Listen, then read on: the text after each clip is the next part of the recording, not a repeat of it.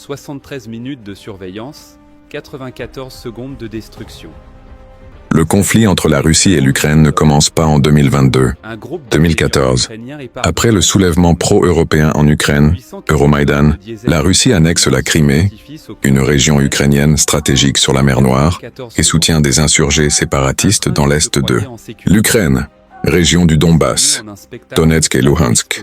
Cette première phase constitue un conflit gelé, avec des combats intermittents, jusqu'à ce que la situation se radicalise en 2022. Wikipédia.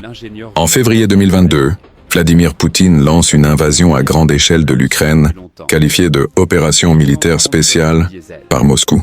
L'objectif affiché par la Russie est d'empêcher l'intégration de l'Ukraine dans l'OTAN et de dénazifier le gouvernement ukrainien, des motifs rejetés par Kiev et ses alliés qui fouettent une agression territoriale visant la souveraineté ukrainienne. Reuters de front de combat, front Est et Sud. Donetsk, Luhansk, Pokrovsk, Siversk et la région de Sumy dans le nord-est restent des zones de combat continu. La Russie a essayé de créer des zones tampons et consolider sa présence dans ces régions. Ministère des Armées, guerre d'usure et bombardement. La Russie mène des frappes aériennes et des attaques de drones ciblant non seulement des positions militaires, mais aussi des infrastructures civiles, énergie, hôpitaux, réseaux électriques. Financial Times. Les Ukrainiens effectuent des contre-attaques avec des drones longue portée, touchant des dépôts d'armement et des infrastructures en Russie profonde jusqu'à plus de 900 km à l'intérieur du territoire russe. The Kyiv Independent. Évolution tactique. En 2025, l'armée russe a modifié ses tactiques. De grandes offensives frontalement coûteuses sont remplacées par des opérations d'infiltration et d'encerclement localisé, essayant de prendre des positions de façon plus mesurée. Nouvelles attaques et conséquences immédiates. Dans la nuit du 7-8 janvier 2026, la Russie a lancé une attaque de drones massive contre les réseaux électriques des régions Zaporizhia et Dnipropetrovsk, sud-est de l'Ukraine, provoquant un blackout pour plus d'1 million de foyers en plein hiver. Financial Times Poise One. Cela a perturbé l'approvisionnement en chauffage, eau et transport, aggravant la crise humanitaire en pleine saison froide. Financial Times. Les combats sur le terrain. Les combats continuent sur de multiples points du front, surtout dans les secteurs de Sumy, nord-est, Siversk East et Pokrovsk, Donetsk. Les forces ukrainiennes progressent parfois localement. Les forces russes aussi. Aucun camp n'a réussi à briser totalement le front. Ministère des Armées, de Pierte Dimension Internationale, soutien occidental. Les États-Unis et l'Union européenne renforcent leur soutien à l'Ukraine avec des plans pour fournir des garanties de sécurité, possiblement une force multinationale de maintien de la paix après un cessez-le-feu. Sky News Plus One, ou réponse de la Russie.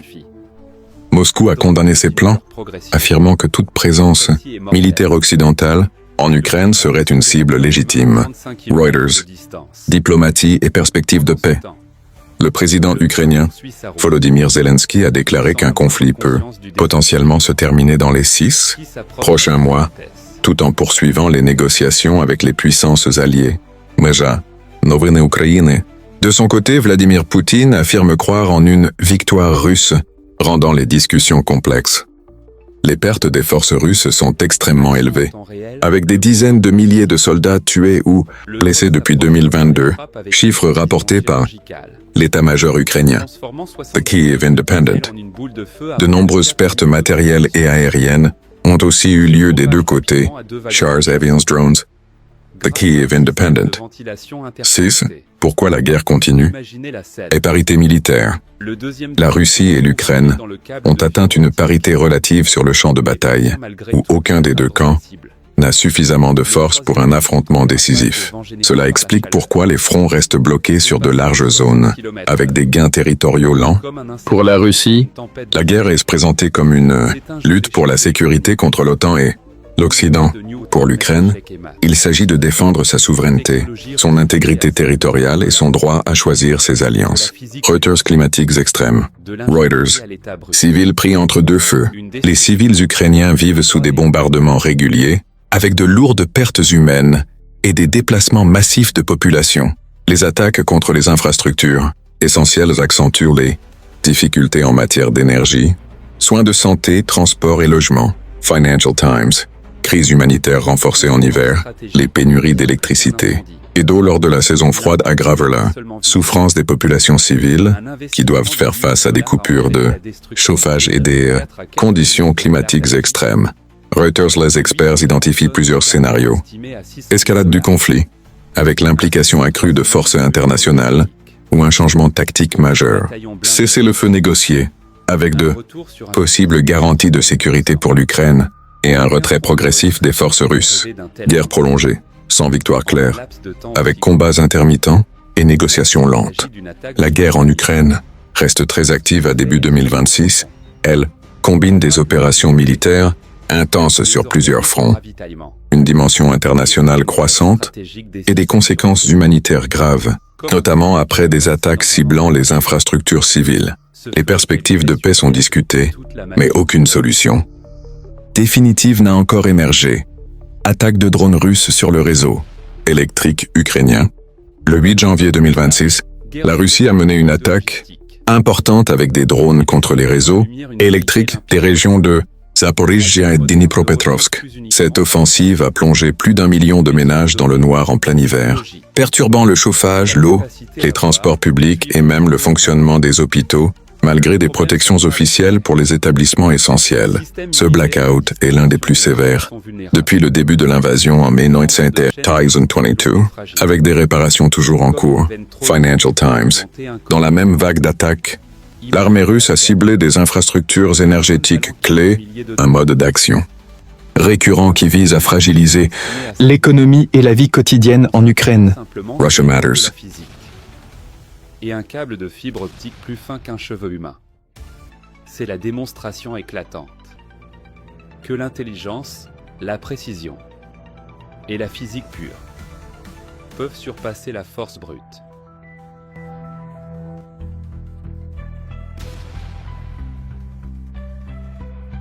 Leçon pour la guerre du futur, coût, risque et intelligence.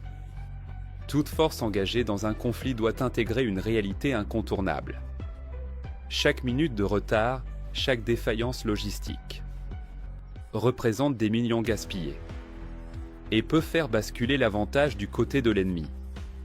Il ne s'agit pas ici de célébrer la violence. Le sujet, ce sont les coûts opérationnels, les pertes stratégiques et les répercussions économiques. Imaginez, une erreur logistique transforme l'argent en flammes, tandis que la physique et l'intelligence stratégique transforment de simples drones en feux d'artifice de précision, froid et calculé. Chaque seconde compte. Chaque calcul erroné peut coûter très cher.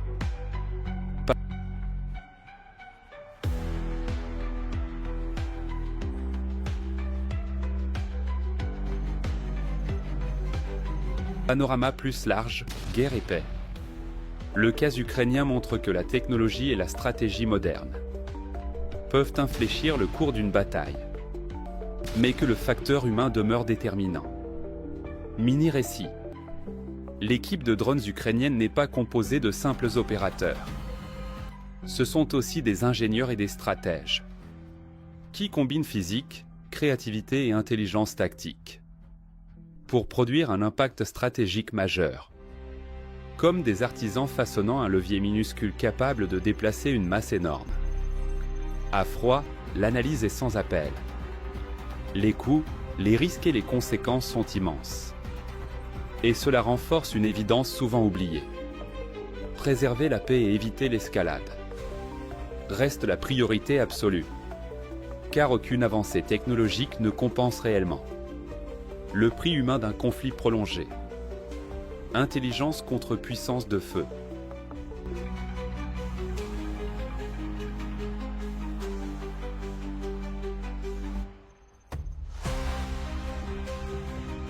D'un fil de fibre optique plus fin qu'un cheveu, jusqu'à une gigantesque boule de feu née de 840 tonnes de diesel.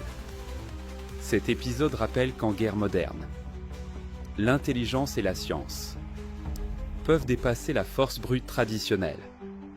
Le retour sur investissement est spectaculaire. L'impact stratégique est bien réel. Mais la leçon finale est sans équivoque. Même dans des conflits hypertechnologiques, la valeur de la paix et l'importance de décisions réfléchies ne doivent jamais être sous-estimées. Le ministère russe de la Défense a annoncé ce mardi la mise en service au Bélarus d'un système de missiles capable de porter des charges nucléaires. Le ministère a publié une vidéo montrant des véhicules de combat transportant le système de missiles Oreshnik traverser une forêt dans le cadre d'un entraînement. Cette annonce fait suite à une déclaration du président bélarusse Alexandre Loukachenko qui avait indiqué au début du mois que jusqu'à 10 de ces systèmes seraient stationnés au Bélarus. En novembre 2024, la Russie avait déjà testé une version conventionnelle de ce système pour frapper une usine ukrainienne. Vladimir Poutine, qui cherche à étendre ses gains en Ukraine, a assuré que ces ogives ne pourraient pas être interceptées et qu'une attaque multiple peut être aussi dévastatrice qu'une attaque nucléaire.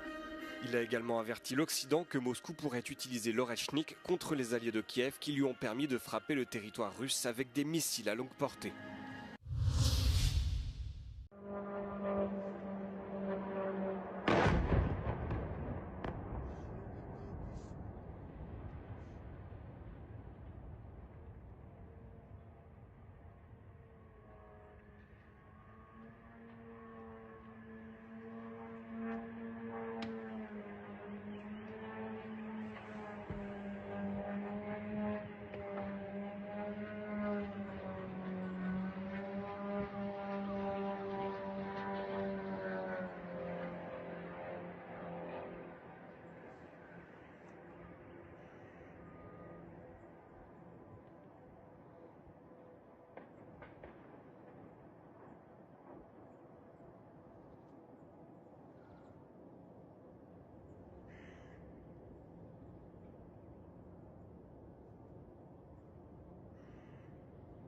L'Ukraine qui vient de jouer un tour à la Russie. Moscou pensait avoir tué un éminent chef militaire russe combattant pour Kiev. Raté, il s'agissait en fait d'un coup de bluff. Bonsoir Alexandre Malesson. Bonsoir Estelle. Comment s'est déroulée cette tromperie de l'armée ukrainienne? Eh bien Estelle, remontons un peu le temps au 27 décembre dernier. Le corps des volontaires russes qui combat pour l'Ukraine annonce que son commandant, vous le voyez juste ici en noir, Denis Kapoustine, a été tué au front lors d'une attaque de drone russe. Mais hier, coup de théâtre, Denis Kapoustine est bien vivant, tout était faux. Regardez la révélation de la supercherie par le nouveau chef de cabinet de Volodymyr Zelensky. Tout d'abord, monsieur Denis, félicitations pour votre retour à la vie. C'est toujours agréable. Donc voilà pour cette annonce, mais à quoi a servi cette supercherie? Eh bien, d'après les Ukrainiens, il s'agissait en fait d'une opération spéciale préparée depuis plus d'un mois. Elle a permis d'identifier des membres des services spéciaux russes qui avaient mis à prix la tête du chef militaire, 500 000 $ que les Ukrainiens ont en plus réussi à récupérer. On a envie d'en savoir plus sur cet homme, alors quelles sont les informations dont vous disposez? Oui, tout à fait. Denis Kapoustine est aussi connu sous les pseudonymes Nikitin ou White Rex. Il est très loin de faire l'unanimité. C'est une figure connue du milieu hooligan et d'extrême droite en Russie. Il a été accusé par le passé de défendre des idées néo-nazis. L'un de ses derniers faits d'armes, il aurait perturbé les funérailles d'un soldat ukrainien après avoir vu un drapeau LGBTQ+ flotter dans la procession. Il s'est installé en Ukraine avant l'invasion russe de février 2022, il y a organisé des combats de MMA et possédait une marque de vêtements. Hier, lors de la révélation de la mise en scène, il a tenu à prendre la parole. Écoutez-le. Mon absence n'a affecté ni la qualité ni la réussite des missions de combat. Je suis prêt à me rendre dans la zone d'opération et à continuer de commander mon unité. Alors, est-ce que la première fois que l'armée ukrainienne utilise de tels procédés? Non, ce n'est pas la première fois. Ce procédé a déjà été utilisé pour le journaliste russe opposé au Kremlin, Arkady Babchenko. Vous le voyez juste ici également. Les services spéciaux ukrainiens avaient orchestré sa fausse mort fin mai 2018, selon eux, pour empêcher une tentative d'assassinat de Moscou le visant. La mise en scène avait à l'époque été très critiquée. Merci Alexandre Malesson, ça fait très roman d'espionnage cette histoire. Eh bien, nous sommes déjà en ligne avec vous. Yuri Ihnat, chef et porte-parole des forces aériennes des forces armées d'Ukraine. Nous vous saluons, monsieur Yuri. Bonjour alors. Ravi de vous voir. Bonjour, je vous salue. Eh bien, commençons par la nuit dernière. Les Ukrainiens n'ont jamais connu cela auparavant. Beaucoup de discussions ont lieu sur les réseaux sociaux concernant le décollage de l'aviation stratégique de l'ennemi en grand nombre des MiG. ont décollé, mais à un certain moment, tout a soudainement été annulé, les avions sont retournés sur les aérodromes et maintenant tout le monde discute de ce qui s'est passé. Était-ce un exercice ou bien s'agissait-il d'une annulation d'attaque, d'une opération d'annulation d'attaque? Les forces aériennes comprennent-elles cette situation? Que s'est-il passé cette nuit-là dans l'espace aérien? La compréhension ne vient pas des forces aériennes, mais du renseignement, de ce qui s'est réellement passé. Je veux dire que ce n'est rien de nouveau, c'est simplement oublier ce qui s'est passé auparavant. Auparavant, les occupants faisaient souvent décoller l'aviation stratégique. Vous vous souvenez aussi des alertes fréquentes en Ukraine. En raison du décollage des avions MiG-30 DNC, qui sont porteurs du Kinzhal, l'Ukraine était littéralement maintenue en alerte jusqu'à 7 fois par jour, voire plus. Et cette fois, il pourrait bien s'agir d'un exercice de frappe militaire qui, selon toute probabilité, est prévu pour un avenir relativement proche, disons-le ainsi.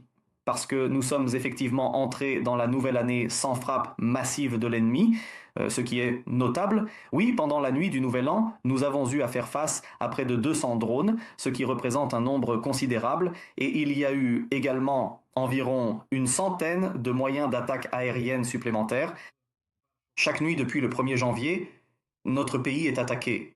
Il est donc clair que l'ennemi ne renonce pas à ses intentions. Nous le voyons d'après la nuit dernière. Aujourd'hui, il y a eu 9 frappes dans les régions de Tchernihiv et de Kharkiv. La nuit, soit avec des drones Shahed, soit avec des missiles guidés S-300. Et aujourd'hui, dans la journée aussi, il est probable qu'il s'agissait tout de même de missiles de systèmes de lance-roquettes multiples, de longue portée, qui ont frappé des sites d'infrastructures critiques dans la région de Kharkiv. C'est pourquoi l'ennemi ne cesse de viser nos infrastructures critiques, nos zones civiles, comme il le fait. Eh bien, en conséquence, de telles menaces de frappe massive combinées persistent, comme l'a mentionné le chef de l'État, le président de l'Ukraine, comme l'a également indiqué le commandement militaire, à savoir que l'ennemi pourrait, ces jours-ci, planifier quelque part une telle frappe. Si l'on se concentre et qu'on parle des Shaheds, on se souvient que depuis début 2025, il y avait des discussions selon lesquelles la Russie pourrait lancer jusqu'à 1000 Shaheds à la fois, mais finalement, cela ne s'est pas produit. En réalité, ce que nous voyons dans les statistiques des forces aériennes. Peut-on en conclure que les Russes ont atteint un pic de production de Shaheds ? Et que le chiffre pourrait plus ou moins fluctuer à l'avenir, dans les temps à venir, il est possible que cela continue ainsi. Voici statistiques des forces aériennes, décembre 2025. La Russie a lancé lors d'attaques nocturnes 5207 moyens d'attaque aérienne. Est-ce vraiment, comme le dit l'OTAN, le pic des capacités russes à ce jour? Vous voyez, chacun compte différemment, comme on dit. De la même manière, même le Financial Times a calculé que, pour l'un des mois, l'efficacité de notre défense anti-aérienne contre les missiles balistiques était de 6%. Eh bien, tout cela est relatif. 6%, si on compte globalement, faut-il inclure les frappes là où il n'y a pas de patriotes ou pas? Si l'on compte les interceptions là où il y a un patriote, comme à Kiev, on atteint 70% d'interceptions. Pour l'efficacité de la défense anti-aérienne contre les missiles balistiques, il faut distinguer les endroits équipés pour contrer la balistique et ceux qui ne le sont pas. C'est pareil ici pour les Shaheds. J'ai donné cet exemple précisément à propos des missiles, mais pour les Shaheds, c'est un peu différent parce que beaucoup de blogueurs, dans l'espace médiatique, on a évoqué le sujet de 1000 Shaheds. Certains parlèrent même de 2000. C'est pour cela que nous avons commencé, dans nos rapports matinaux, à indiquer entre parenthèses les moyens d'attaque aérienne. Combien de drones et, entre parenthèses, combien sont probablement des Shaheds. À 9h du matin, il n'est pas encore possible de compter précisément le nombre exact de drones Shahed. Vous le savez, il y a les Shahed 131, 136 et déjà des drones Shahed à réaction. Et ainsi de suite. Nous indiquons entre parenthèses le nombre approximatif de Shaheds, car en plus des Shaheds, il y a aussi des Talmas, des Herbir et d'autres types de drones qui volent. Et tout cela compose le chiffre que vous venez d'annoncer. Donc, parler du fait qu'ils atteignent ou non ce chiffre, ils peuvent atteindre 840. Nous avons vu ce record, il me semble que le dernier concernait les moyens d'attaque aérienne. Mais il faut savoir combien de ces appareils étaient vraiment des Shaheds. Environ 350 alors. Donc ce n'est probablement pas si simple, même pour la Russie. augmenter précisément la production de drones d'attaque Shahed, mais nous constatons aussi une modernisation de ces drones. Ils ont déjà subi de nombreux changements par rapport à leur état initial, tant pour l'apparence que l'équipement. Les drones peuvent remplir différentes fonctions, servir de relais ou être des drones d'attaque ou de reconnaissance. Tout récemment, nous avons même vu un drone équipé d'un manpad. Justement, c'est à ce sujet que nous voulions poser la question suivante. Comment les Shahed évoluent-ils? Pas en quantité, mais en qualité. Et en effet, nous avons vu les premières photos et vidéos montrant que les Russes ont commencé renforcement à du soutien occidental. Les États-Unis ont formellement soutenu pour la première fois un plan européen post-guerre visant à fournir à l'Ukraine des garanties de sécurité si un cessez-le-feu survient. Cela inclut la possibilité d'une force internationale conjointe, par exemple avec le Royaume-Uni et la France, pour aider à stabiliser le pays après la fin des combats. Sky News. Oui, sanctions économiques plus sévères. Aux États-Unis, un nouveau projet de loi bipartite de sanctions visant à affaiblir l'économie russe en frappant par exemple les exportations d'énergie a reçu le soutien du président Donald Trump, ce qui pourrait accroître la pression financière sur Moscou. Et AP News, réaction de la Russie. La Russie a clairement averti que toute présence de troupes occidentales en Ukraine serait considérée comme une cible légitime par l'armée russe, ce qui complique la perspective de déploiement post-cessez-le-feu. Reuters, à poursuite des pourparlers de paix. Des représentants européens et ukrainiens se sont réunis à Kiev et à Paris pour discuter d'un plan de paix et d'un soutien continu, mais les négociations restent complexes et sans accord final. TV5 Monde 2. Information: Zelensky veut un cessez-le-feu rapide. Le président ukrainien Volodymyr Zelensky a récemment déclaré qu'il espère que la guerre pourrait se terminer d'ici les 6 prochains mois, durant la présidence tournante de l'Union européenne assurée par Chypre, grâce aux efforts combinés de Kiev, de l'Europe et des États-Unis. Meja, Noviny Ukrainy. Il a aussi averti que si la diplomatie internationale échoue, l'Ukraine devra continuer à se défendre seule, ce qui reflète l'urgence ressentie à Kiev face à la prolongation du conflit. Évolution des combats et tactiques, progression lente du front et intensification des frappes. Les combats continuent sur plusieurs secteurs clés du front, par exemple Sumy, Pokrovsk-Siversk, avec des avancées limitées mais continues de part et d'autre. La Russie a utilisé davantage de drones mais de frappes. Ciblant des infrastructures, ukrainiennes, ministère des Armées, usage avancé des drones. Les forces russes développent des variantes de drones dotés de systèmes de missiles, Solar Manpads, pour augmenter leur efficacité contre les aéronefs ukrainiens. On va aller prendre le pouls tout de suite à l'Élysée. Retrouver notre envoyé spécial, Yohann Baudin. Bonjour Yohann. Encore une réunion de la coalition des volontaires, diront certains. Pour faire quoi cette fois exactement? On nous dit qu'il s'agit d'afficher les convergences de chacun sur les garanties de sécurité à fournir à Kiev. Oui, exactement, Elisabeth. Il s'agit d'afficher une reconvergence. C'est le terme employé ici par l'Élysée pour caractériser les efforts de cette coalition de volontaires pour faire revenir dans le jeu les États-Unis dans leur soutien à l'Ukraine. Vous le savez, les Européens ont été pris de court par les déclarations du président Trump l'an passé, pris de court aussi avec l'arrêt temporaire du soutien militaire américain à l'Ukraine, mise à l'écart aussi des négociations, que ce soit en Alaska ou à Genève. Bref, des Européens qui ont dû en urgence se coordonner pour prendre le relais dans le soutien financier et militaire à Kiev, avec ce risque également d'un désengagement américain sur le continent européen. Le président Zelensky est à Paris, tout comme 35 pays représentés, 27 chefs d'État et de gouvernement en présentiel. Cela ne s'était pas produit depuis un an. Cette coalition de volontaires pour l'Ukraine était à l'origine une initiative franco-britannique. Elle s'est élargie avec l'Australie, par exemple, le Canada.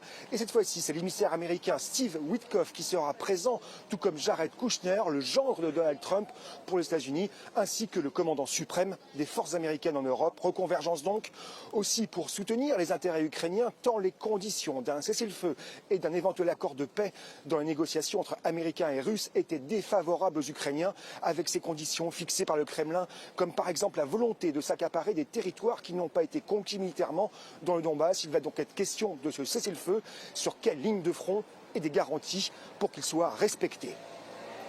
Merci beaucoup, Yoann Baudin. Il se trouve que le projet de déclaration est en train de tomber. Il y aura une conférence de presse, évidemment, en fin d'après-midi, qu'on va vous faire vivre en direct. Mais déjà, ces éléments d'information qui nous parviennent, Bruno Darroux, on va peut-être les décrypter ensemble. On apprend que la coalition des volontaires évoque un mécanisme de surveillance et de vérification du cessez-le-feu dirigé par les États-Unis. Les alliés de Kiev sont prêts, nous dit également le communiqué, à un système de garantie politiquement et juridiquement contraignant. Oui, alors c'est un peu tout l'objet de cette discussion, avec beaucoup de points d'interrogation et beaucoup d'hypothèses quand même, il faut le souligner. Bon, cette réunion de la coalition des volontaires, donc 35 pays représentés tout de même, 27 chefs d'État et de gouvernement, ils vont effectivement parler des garanties de sécurité, mais les garanties de sécurité, il faut bien que nos téléspectateurs comprennent qu'elles seraient mises en place après un cessez-le-feu. Donc on va aussi parler pendant cette réunion des conditions d'un cessez-le-feu. Ce cessez-le-feu sur une ligne de front de 1400 km, c'est absolument énorme. Il va falloir évidemment le surveiller. Ça va être aussi un des points de discussion aujourd'hui. Qui va le surveiller ? Comment est-ce que les Américains, grande question, participeront à cette surveillance, ce qui paraît absolument indispensable avec leurs drones et surtout leurs satellites. La présence, ça c'est une première quand même, une forme de petite victoire diplomatique, notamment pour Emmanuel Macron. La présence aujourd'hui des deux négociateurs américains, Steve Witkoff, Jared Kushner, c'est une première, alors même, rappelons-le, que les États-Unis ne font pas partie de la coalition des volontaires. Donc, là, l'extrait que vous avez cité veut dire que cette coalition des volontaires veut aller jusqu'à un système politique et juridique contraignant. Mais contraignant pour qui ? Contraignant pour Moscou. Et entre les alliés, bien évidemment, pour garantir la sécurité de l'Ukraine après un cessez-le-feu. Donc, ça veut dire très certainement une force multinationale sur le sol ukrainien, avec peut-être un premier, deuxième, troisième rideau, et toujours la question de ce qu'on appelle parfois le backstop américain, c'est-à-dire les Américains ont recours ultime, que ce soit pour la surveillance du cessez-le-feu dont je parlais, ou la qualité des garanties de sécurité offertes à l'Ukraine. C'est effectivement en train de tomber, cette question de la force multinationale dont on nous parle quand même depuis des mois. Le document nous dit les garanties de sécurité incluraient une force multinationale afin, je cite, de soutenir la reconstruction des forces armées ukrainiennes et d'appuyer la dissuasion face aux Russes. Qu'est-ce qu'il faut comprendre de tout ça ? On est en train de commenter des extraits là, qui sont en train de tomber. Il y a des Américains qui participent, Steve Witkoff, Jared Kushner, pas de Trump ni de Marco Rubio, parce qu'on sait qu'ils sont préoccupés par le dossier Venezuela à Washington en ce moment, que les efforts des Européens ont payé, y compris ces dernières heures, ces derniers jours, on les a vus marcher sur des œufs quand même après la crise à Caracas.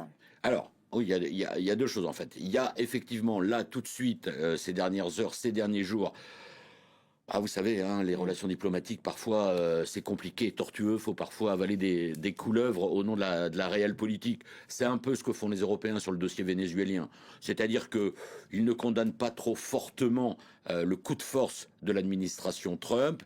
Ils laissent d'ailleurs plutôt, puisque Antonio Guterres s'est exprimé il y a quelques heures, le patron de l'ONU dire que ce qu'ont fait les États-Unis est totalement non respectueux de la charte internationale de l'ONU mise en place après la Seconde Guerre mondiale sous l'égide des États-Unis. On peut quand même au passage le rappeler. Mais les Européens, effectivement, ils ont voulu, ménager Donald Trump pour ne pas compromettre leurs efforts sur l'Ukraine, alors même que depuis quand même le mois de novembre notamment, il y a eu une accélération des tractations pour essayer de parvenir à un accord de paix sous l'égide quand même des États-Unis.